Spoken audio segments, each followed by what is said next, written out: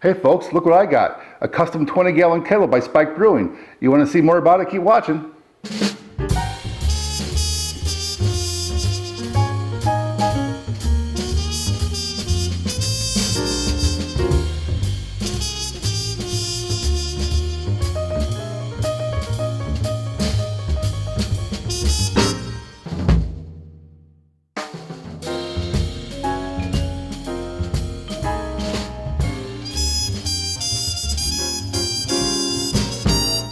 Hello everyone and welcome back.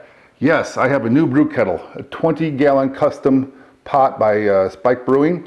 It's custom because they added a third port here for me, which I'll go over in more detail in just a little bit here. But just for starters, this video and this pot is another component of my 5 to 10 gallon brewery upgrade project I've been doing. I've done a few recent videos on how to make your own 10-gallon capacity mash tun, lauter tun, a hot liquor tank, and an immersion chiller thus far. And this is another part of that. I need a bigger brew kettle to brew 10-gallon batches. What you see over here is my old 8-gallon pot, and I've been using this for years. You've seen in my past videos many times. It was barely enough to even do a 5-gallon batch. It filled almost right up to the top each and every time I made a batch of beer.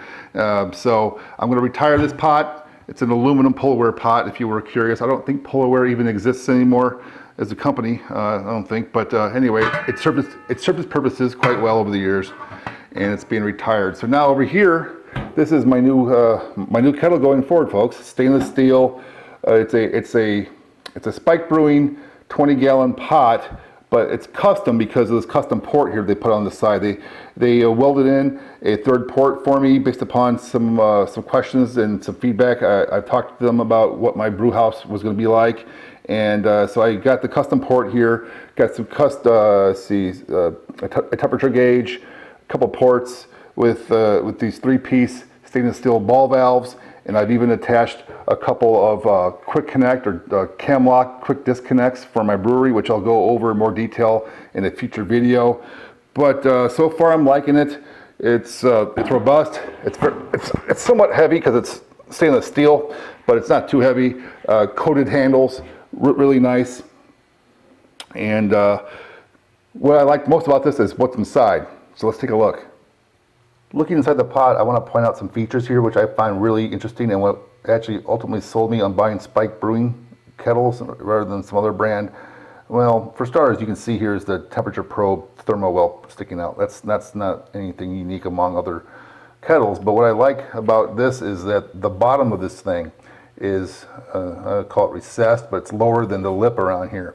And using that in conjunction with these 90-degree tubes here, it's going to try to collect the trub better in the center of the pot, because what I'm going to do is use this upper tube here to recirculate the hot wort while it's chilling in a clockwise whirlpooling fashion to help chill it faster with the immersion chiller submerged in here, but also to help swirl up the trub and get it to collect in the center of the pot here, and it's going to settle out in the bottom. Now, this lip around this entire pot is raised, right? So this pickup tube is going to be used to drain and pull the wort out of the kettle when it's done, and it's going to pick it up off this higher ledge than the bottom. So hopefully my goal is to get all the trub to settle down in the main center of the pot here. So when I pick up the wort, it won't be picking up any trub, and I don't need to do any filtering or racking or any other tricks to get the trub minimized into my fermenter. So that's my goal. So I hope this works out well, and we'll see pretty soon. Now here you see these etched markings for the capacity. So when I fill this thing up from, well, up to 20 gallons or 75 liters with a gallon and half-gallon marks all the way down the length of this thing. And my goal with this is to not have to use a dipstick again, my old trusty measuring stick I used on my old setup. Hopefully no longer need that because I have the markings right here on the wall. So that's nice. And that's my short overview of my brew kettle, folks. Stay tuned. If you're not a subscriber, please subscribe, because in the very near future, I'm going to be brewing an actual batch of beer on this in about a week, is my guess.